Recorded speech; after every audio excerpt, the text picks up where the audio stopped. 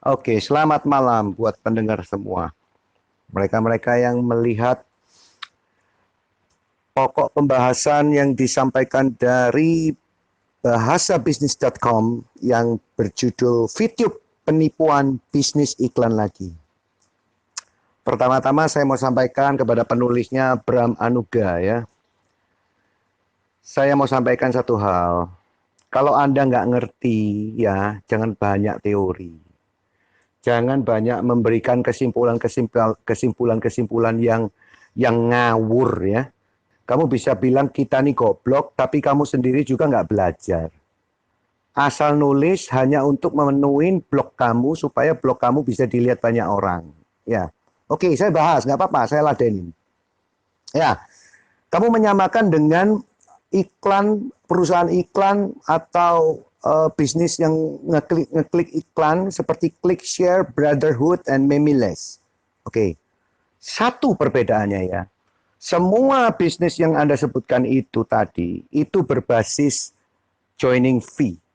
Ada membership fee, yang dimana waktu kita join, contoh ClickShare, diminta untuk membeli paket. Satu orang boleh beli lebih dari satu paket. Ya, sampai 7 paket, 10 paket, 15 paket. Dan setiap paket yang dibeli, itu berarti Anda juga harus pasang 7 handphone, 10 handphone, atau satu komputer yang membuka apps tersebut. ClickShare waktu itu memakai platform Facebook. Oke, jadi kamu harus buka Facebook account sejumlah 15 biji dan menonton 15 kali iklan. Oke, Memiless. Memiless itu adalah perusahaan advertising berkedok Ponzi. Tahu Ponzi nggak lu? Hah? Kalau nggak tahu Ponzi ya jangan cerita banyak-banyak ya. Ponzi itu adalah member get member yang disusun menjadi satu pohon piramid ya. Satu orang rekrut dua, dua rekrut dua, dua rekrut dua, atau lima, lima rekrut lima, lima rekrut lima, memenuhi semua struktur organisasi dari Ponzi. Makanya dinamakan Ponzi. Oke, dan sekali lagi, Memiless memiliki membership fee atau joining fee. Ya, orang harus bayar untuk membuka satu account di Memiless.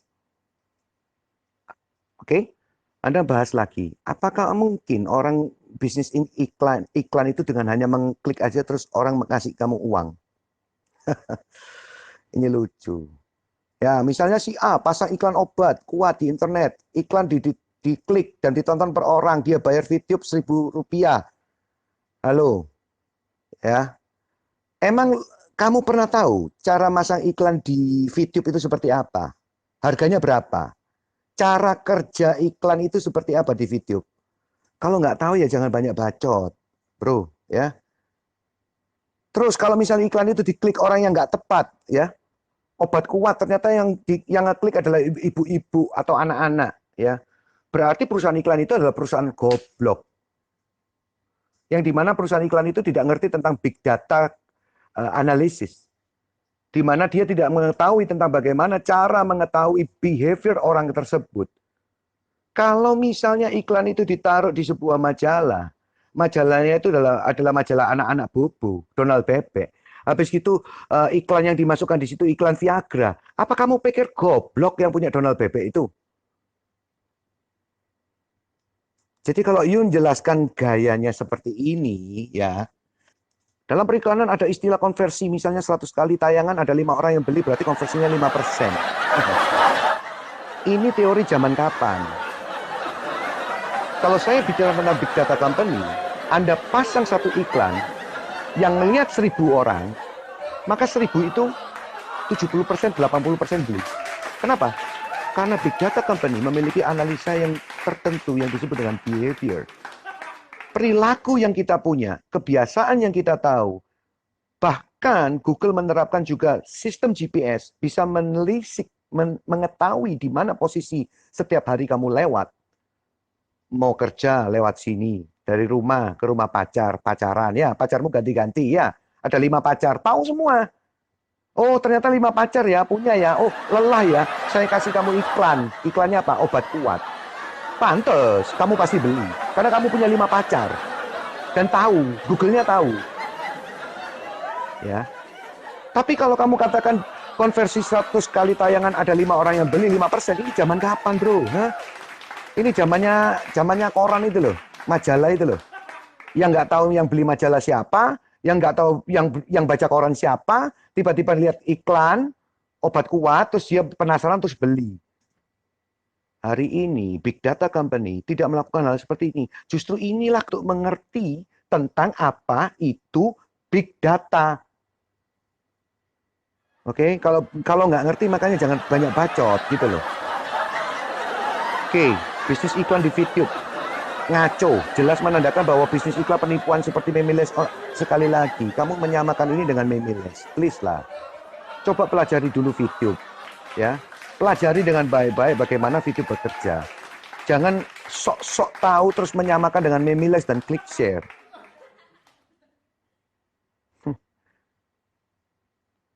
Oke, saya baca lagi nih. Bodoh luar biasa kalau si A pasang iklan di YouTube dan tak ada sebetulnya orang yang mau pasang iklan di YouTube.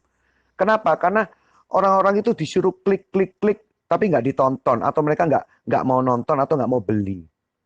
Oke, saya tanggapi ya. Kamu suka nggak ngeliat Google, terus Google ada iklan banner atau YouTube ada iklannya juga. Emang kamu beli?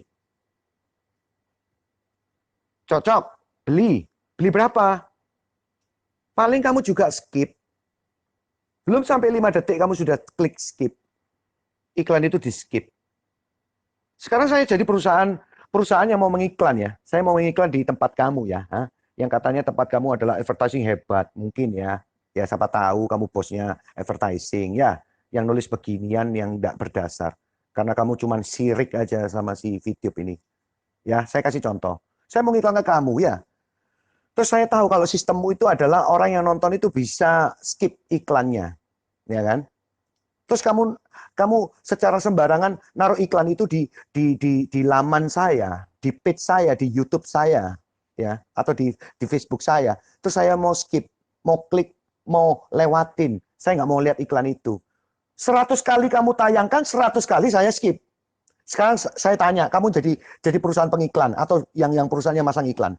Kira-kira kamu mau nggak ngiklan di tempat itu? Loh, kan kalau nggak diklik nggak bayar. Iya, kalau diklik nggak dibayar. Justru itulah bedanya. Di video ini justru karena kamu diklik, kamu dibayar. Apakah itu kamu lihat atau tidak? Apa itu kamu beli atau tidak? Ya itu kembali lagi kepada kita masing-masing. Bukan urusan kepada advertising company-nya. Emang ada advertising company yang bisa menjamin bahwa waktu kamu menaruh iklan itu di advertising itu, terus kamu pasti dibeli dengan angka 90%. Kalau ada, tolong kenalkan saya mau iklan di situ. Ya, jadi kalau berpendapat tolong dipikir pakai otak. Jangan cuma sekedar nulis aja ini kayak gini. Lalu dari mana video membayar member? Masih lagi nanya gini. Dia bilang, ya dari duit Anda sendiri dan dari orang yang jadi member setelah Anda, persis seperti klik share dan Memiles. Nah, ya tahu. Kamu tahu nggak video ini bayar kamu dari mana? Hah? Dari pembagian hasil orang yang masang iklan di video. Apa urusannya dengan joining fee? Apa urusannya dengan Ponzi? Di video tidak ada sama sekali skema struktur Ponzi.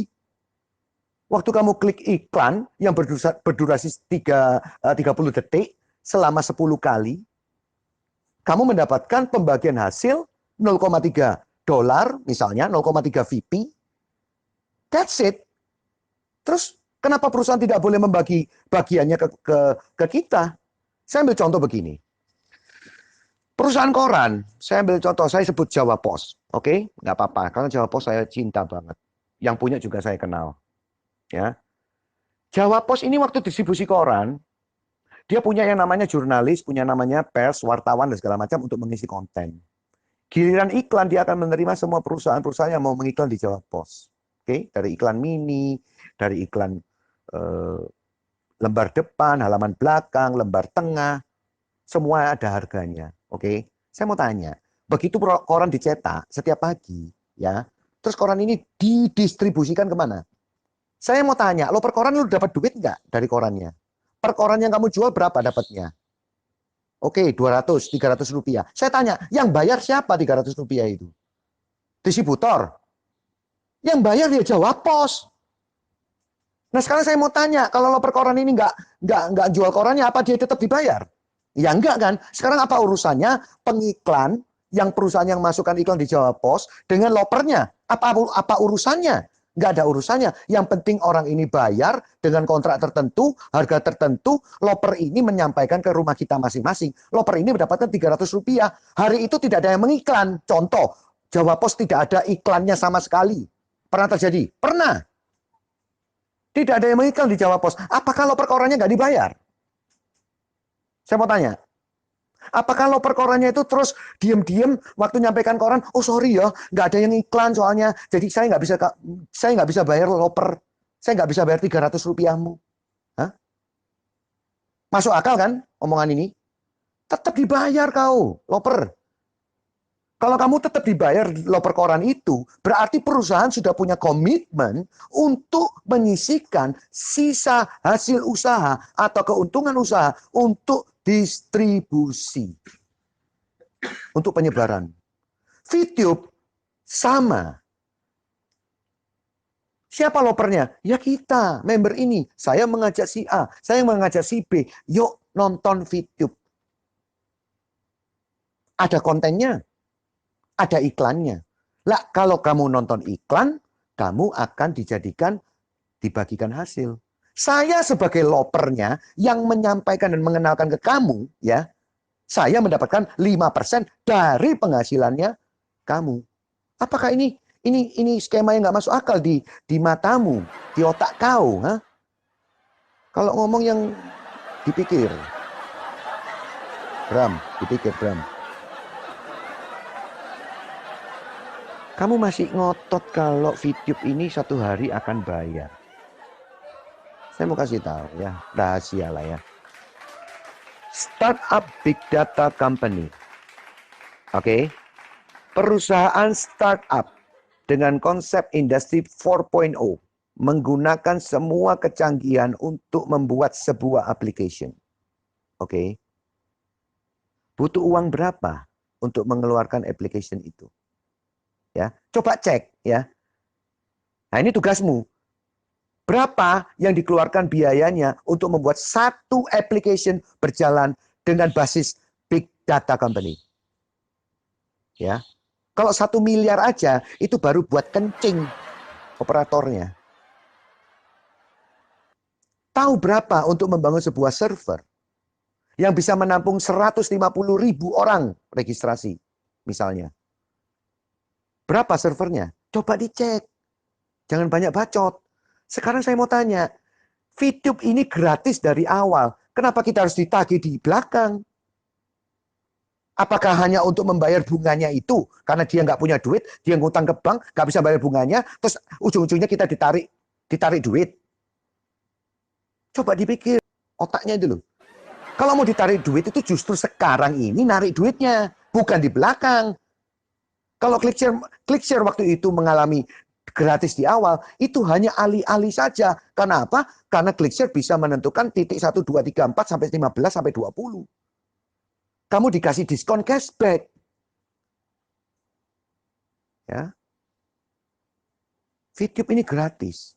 Tidak ada joining fee. Bahkan semua skema dari semua pembagian hasil usaha itu murni untuk para viewer atau para subscribernya, para membernya. Tidak ada keuntungan satu peser pun yang diambil oleh VTube untuk kepentingan perusahaan. Dan itu sudah tercantum di dalam pasal pendirian perusahaan dan juga dalam legalitas yang dia punya. Kalau sampai perusahaan VTube ini menerima uang 1 sen pun dari member, berarti perusahaan ini adalah perusahaan Ponzi. Berarti perusahaan ini adalah perusahaan yang tidak berbasis advertising, tapi berbasis Ponzi, menerima uang member yang diputar dengan uang member yang lain untuk membayar yang seperti yang kamu ceritakan di tulisanmu yang lucu ini. Ya. Oke, next.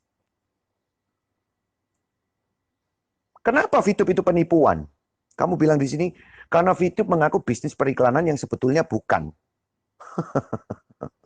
Bukan begitu bisnis periklanan. Cuman orang bodoh yang bilang itu bisnis periklanan. Di Indonesia banyak orang bodoh, makanya tertipu bisnis periklanan palsu seperti ClickShare dan Memiles. Orang bodoh itu adalah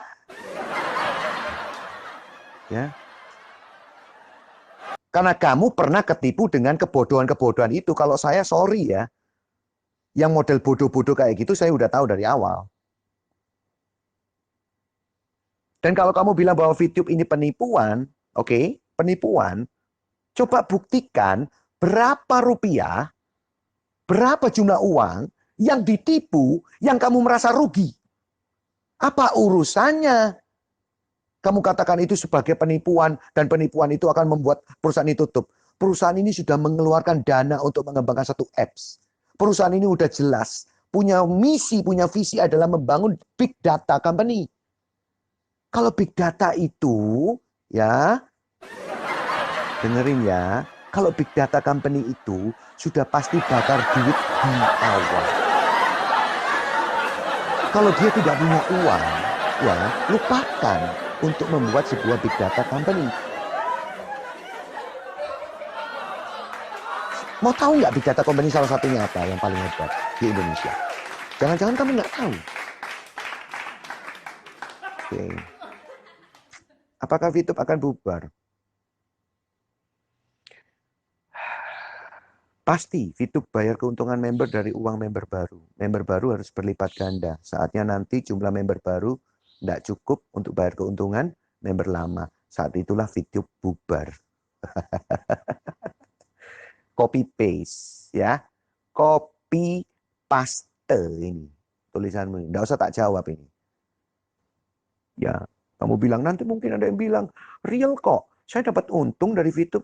Iya, selama ada member baru yang bayar, member lama akan dapat untung. Tapi itu tak akan berlangsung lama.